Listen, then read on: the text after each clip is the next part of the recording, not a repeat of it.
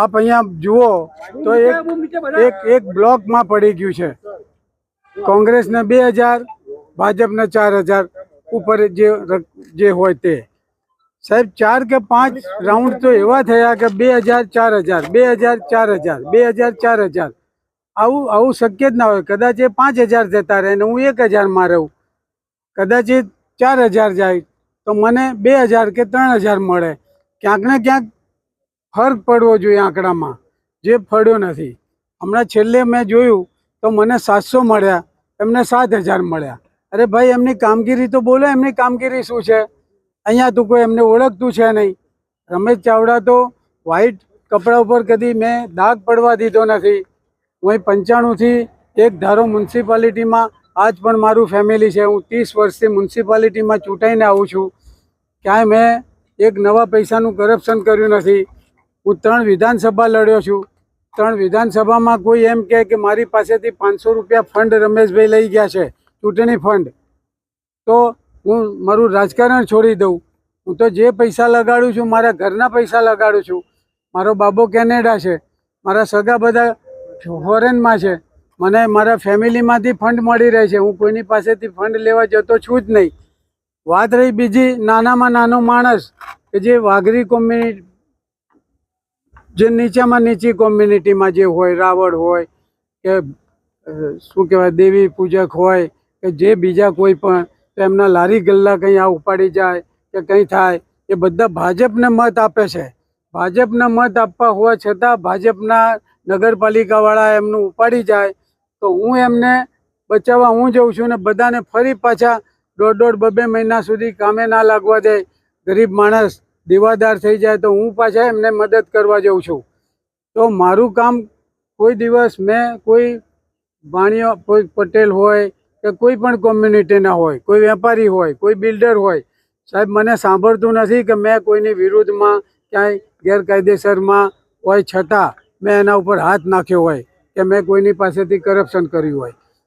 મારું તો નીચેના નીચે ગ્રાસ રૂટના માણસ સુધી બધા મને ચાહે છે. આજના પરિણામની એ જ વાત ઉપર કરું છું કે આજનું પરિણામ છે એ એક અકસ્માત છે. આવું હોય જ ના શકે. નથી ભાજપને અહીંયા કોઈનામાં એટલી બધી, અહીંયા એક પણ વ્યક્તિ, આપ સૌ જાણો છો, એક વાત ચાલે છે. એ જ વાત કહું છું આપને કે અત્યાર સુધી આજની તારીખમાં અહીંયા 2 ભાગ પડેલા છે. 2 ભાગ પડી ગયેલા છે. 2 ભાગ પડી ગયેલા છે સાહેબ. હવે આ લોકો એકબીજાને આજે પણ સ્વીકારતા નહોતા. છેલ્લા 2 દિવસ સુધી હજુ સ્વીકારતા નહોતા એકબીજાને. સાહેબ ગામડામાં પણ શહેરમાં પણ જે શહેરના નાગરિકો હતા એ મને ફોન કરીને ડૉક્ટરો, એન્જિનિયરો, જે સારા અને બુદ્ધિજીવી જે લોકો છે એવા બધા લોકો મને સામેથી ફોન કરતા કે રમેશભાઈ તમારે અમે મદદ કરશું. એની જગ્યાએ આટલું મોટું આ થઈ ગયું. બીજી વાત કહું કે અહીંયા એ જ વાત કરું છું ને ભાઈ, એ જ આજે એક વાત સમજો કે આ કુંડાળ છે કે કડીના જે બૂથો છે ત્યાં આપ સૌ જાણો છો કે 97%, 95થી 97%ની અંદર મતદાન થઈ જતું.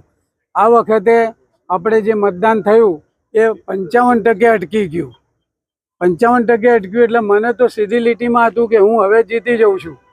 બાકીના જે ગામડાઓ જે છે, ગામડામાં તો તમે પહેલાના રિપોર્ટો જુઓ. ગામડામાં તો મને આજે બી ખૂબ મદદ કરતા હતા. હું ગામડામાંથી જ જીતીને આવતો હતો.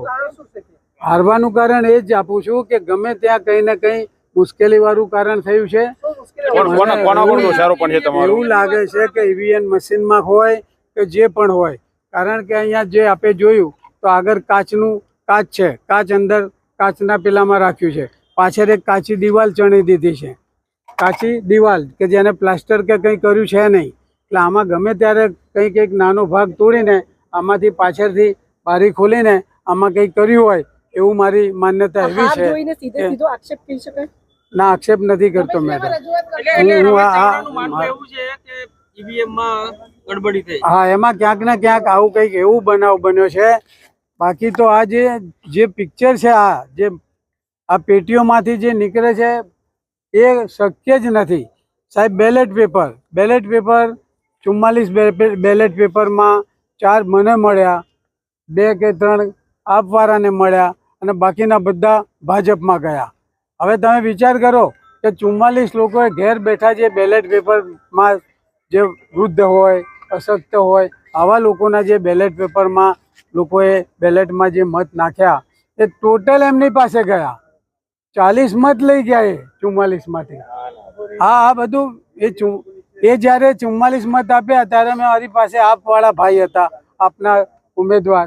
મેં એને કહ્યું, મેં ત્યારે જ કહ્યું કે આ 40 પડ્યા ને ભાઈ, હવે રમેશભાઈ ચાવડા હારી જાય છે.